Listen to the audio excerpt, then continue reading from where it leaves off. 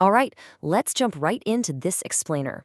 Today we're tracking the incredibly turbulent, fascinating, and honestly pretty controversial journey of Ralph Bakshi. Look, if you've ever watched and loved a cartoon made specifically for adults, you owe a massive debt to the ultimate underdog we're talking about today. This is the guy who took a literal sledgehammer to the family-friendly rules of American animation. I mean, just listen to this quote where Bakshi defended his work years later. He said, Fritz the Cat wasn't pornography. It was social commentary. This is lunacy. It perfectly captures his vibe, right? He was a creator constantly battling to defend his gritty, adult-oriented vision against harsh censors and massive moral panics. He had zero interest in making safe, sanitized fairy tales. He wanted to animate the real world. So, here is our roadmap for the explainer. We're going to cover The Boy from Brownsville, Breaking the Disney Mold, Urban Grit and Controversy, Pioneering the Fantasy Epic, Studio Battles in Television, and wrap up with the Bakshi animation legacy. Basically, we're tracking his wild evolution from a frustrated cell polisher to an absolute maverick. Okay, part one. The Boy from Brownsville, from trash cans to Terrytoons.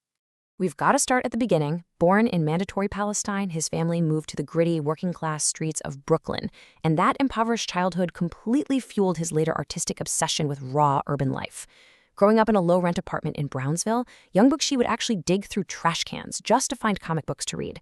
He was mesmerized by the textures of the city. You know, the faded paint of old buildings, the cement, the wooden pushcarts used by street vendors. And those details, they wouldn't just be childhood memories, they'd become the literal backgrounds of his most iconic films. And his climb up the rigid studio system was incredibly fast. Starting back in 1956 at Terrytoons, his only job was to polish dirt off cells, literally just cleaning them. But he's secretly painting and animating on his own time. Through sheer willpower, he clawed his way up from layout artist to director. Get this, by 1967, after successfully pitching a show on the spot to CBS executives, he was suddenly heading the entire animation division at Paramount Pictures. Crazy, right? But even at the very top, he felt the studio system was suffocating him. Which brings us to part two, breaking the Disney mold and the birth of Bakshi Productions. Bakshi was just so completely disillusioned with the limited, sanitized animation of the 1960s that he took a huge leap of faith. While all the traditional studios were playing it safe with repetitive, family-friendly stuff, Bakshi totally flipped the script. He opened his own studio right in the middle of Manhattan's Garment District. And look at the difference here. He paid better wages, he actively hired female and minority animators who were largely shut out of the major studios, and he focused entirely on mature themes and street realism. He was determined to make something deeply personal. And a result of that rebellion? His 1972 adaptation of the underground comic Fritz the Cat. This became the #1 absolute first animated feature film in history to snag an X rating from the MPAA. But despite that super restrictive rating, it was a massive smash at the box office. It became the most successful independent animated feature of all time. He proved, once and for all, that animation wasn't just for kids. Moving into Section 3, Urban Grit and Controversy, focusing on heavy traffic and coonskin. Because of that massive independent success, he could push the boundaries even further. To capture the inner city life he knew firsthand, he used some seriously groundbreaking techniques for films like Heavy Traffic. He completely shattered the traditional rules of cartooning. We're talking blending live-action footage seamlessly with animation. He actually walked around Harlem and Washington Square Park, recording real documentarian audio of everyday conversations to use instead of scripted dialogue. He even hired local graffiti artists, trained them as animators, and told his voice actors to just improvise. It gave the whole thing this completely authentic, raw realism. But as you might expect, that uncompromising vision sparked some intense backlash. Neutrally reporting on the facts here, his 1975 film, Coonskin, a really harsh satire tackling racism in the mafia, was incredibly polarizing. On one hand, it faced massive protests from the Congress of Racial Equality over its imagery, which actually ended up halting the film's distribution. But at the exact same time, critics at the New York Times were hailing it as a literal masterpiece for its hallucinatory, powerful portrayal of city life. Next up, Section 4. Pioneering the fantasy epic, from wizards to fire and ice. So Bakshi decides to pivot. He's determined to prove he can produce these massive, sprawling fantasy epics, but on a shoestring independent budget. His secret weapon? rotoscoping. To afford these massive sweeping battle scenes, especially for his ambitious 1978 adaptation of The Lord of the Rings, he relied heavily on this technique. Basically, he'd shoot live-action footage, sometimes out in Spain, and then his animators would literally trace over it frame by frame. It gave his fantasy worlds this uniquely realistic, grounded, and weighty look. And this era really showcases his scrappy, do-whatever-it-takes ingenuity. When lab costs were skyrocketing during the making of his 1977 fantasy film Wizards, he couldn't even afford traditional photographic enlargements. So, he hacks the system. He literally asks a technician to feed 35mm film reels directly into a giant industrial IBM photocopier. And believe it or not, it worked.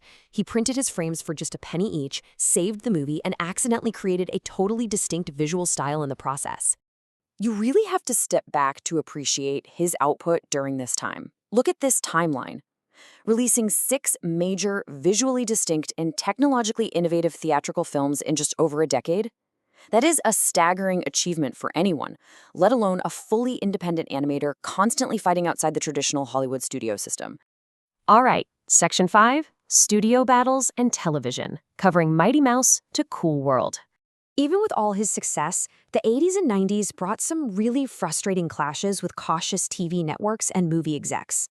Bakshi had actually revived Mighty Mouse for CBS, pumping it full of these great creative visual gags. But then, a total moral panic erupts.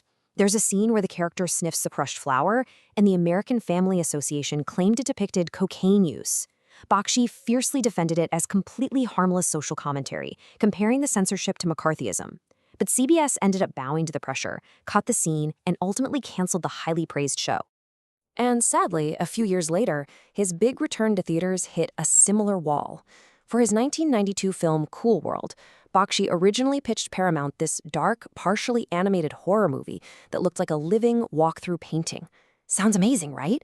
Well, the studio reality was vastly different. Producers secretly rewrote the script, they forced him to recast his lead with Kim Basinger purely for box office draw, and the result was a heavily compromised film that critics really panned. Just heartbreaking. Which brings us to our final section, the Bakshi animation legacy and how he paved the way. So, what's the big takeaway from this guy's lifelong fight for creative control? Well, looking at his 9 theatrically released films, it's pretty clear he just refused to be boxed in. His expertise shifted dynamically across genres. 3 urban dramas, 4 fantasy epics, 2 pop culture satires. Whether he was diving into Tolkien's Middle-earth, tracing the history of American music in American pop, or showing the gritty streets of Brooklyn, he always brought his signature edge. And that rebellious push never stopped. Later in his career, he created Spicy City for HBO. Why does that matter? Because in July 1997, it officially became the very first adults-only premium animated series on television. Yep, it beat South Park to the air by a full month. He literally set the stage for the massive adult animation streaming landscape we all binge today. So I want to leave you with this final, provocative thought. Considering the incredible barriers he smashed, the censors he fought, and the crazy techniques he hacked together, without Ralph Bakshi's rebellious grit, would today's independent, mature animation even exist? It's definitely something to chew on the next time you fire up your favorite late-night cartoon. Thanks so much for joining me on this explainer, and keep questioning the medium.